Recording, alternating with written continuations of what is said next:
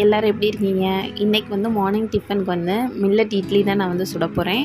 ஏற்கனவே வந்து தோசை ஊற்றிட்டு கொஞ்சம் மாவு மீதம் வச்சுருந்தேன். அந்த மாவோடையே நான் வந்து மாவு எடுத்து சேர்த்து இன்றைக்கி நான் வந்து இட்லி தான் செய்ய போகிறேன். யாரெல்லாம் மில்லட் தோசை இட்லி இதெல்லாம் சுட்டு சாப்பிடுவீங்க அப்படின்னு எனக்கு கமெண்ட்டில் சொல்லுங்கள்.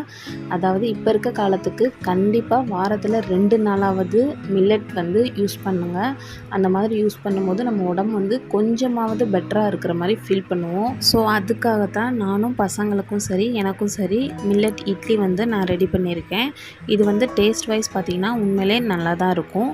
பட் என்ன அப்படின்னா கலர் வந்து சேஞ்ச் ஆகும். அந்த கலர் வந்து எனக்கு கருப்பாக இருக்கிறது சிகப்பாக வர்றது பிடிக்கலை அப்படின்னு ஃபீல் பண்ணிங்கன்னா நம்ம வந்து ராகியை வந்து ஸ்கிப் பண்ணிக்கலாம். அதுக்கப்புறம் சிகப்பரிசியவும் ஸ்கிப் பண்ணிக்கலாம். மற்றபடி வந்து சாமை, திணை, குதிரைவாலி, அதுக்கப்புறம் இன்னும் 2-3 அரிசி இதெல்லாம் போட்டேன் நான்.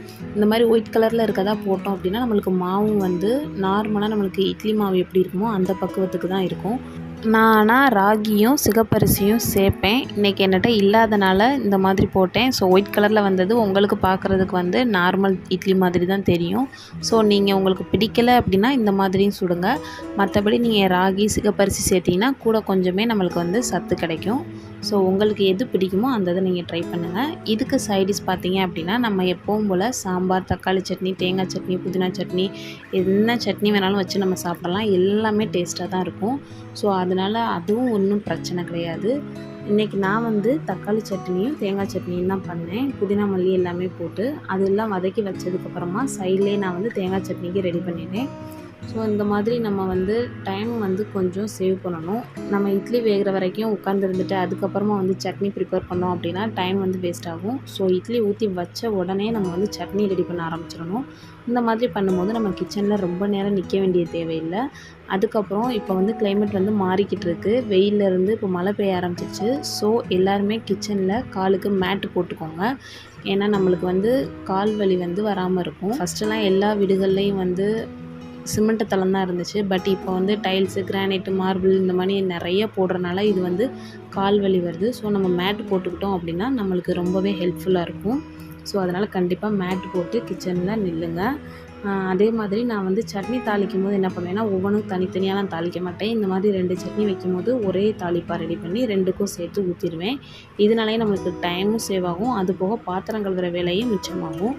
ஸோ இந்த மாதிரி தான் நான் பண்ணுவேன். நீங்கள் எப்படிலாம் பண்ணுவீங்க, வேறு என்ன டிப்ஸ் யூஸ் பண்ணுவீங்கன்றதை என் கூட கமெண்ட்டில் ஷேர் பண்ணுங்கள்.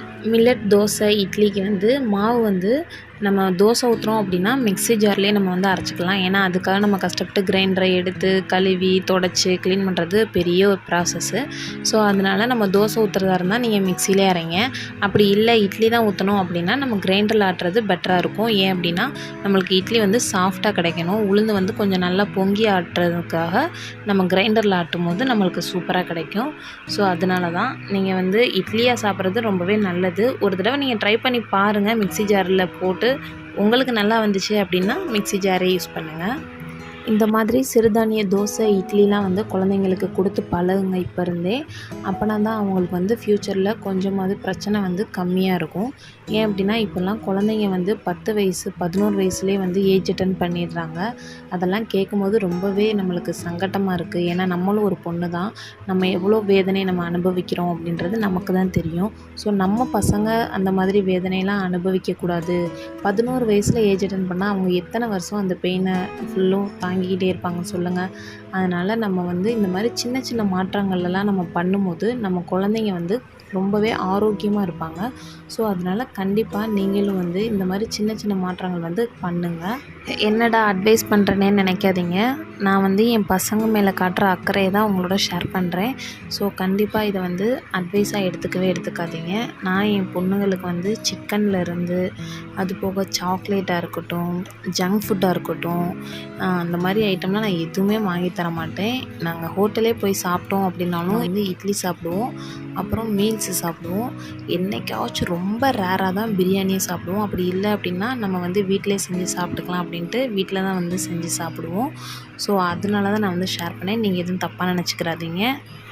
நீங்கள் ஹோட்டல் போனால் என்னெல்லாம் சாப்பிடுவீங்க அப்படின்னு என்கிட்ட மறக்காமல் கமெண்ட் பண்ணுங்கள். இந்த விலாகை வந்து இதோடு முடிச்சுக்கிறேன். நெக்ஸ்ட் இதே மாதிரி ஒரு சூப்பரான விலாகில் உங்கள் எல்லாரையும் மீட் பண்ணுறேன். இந்த வீடியோ உங்களுக்கு பிடிச்சிருந்துச்சு அப்படின்னா லைக் பண்ணுங்கள், ஷேர் பண்ணுங்கள். ஆரோக்கியமான சாப்பாடாக சாப்பிட்டு எல்லோரும் ஆரோக்கியமாக இருப்போம். தேங்க்ஸ் ஃபார் வாட்சிங்.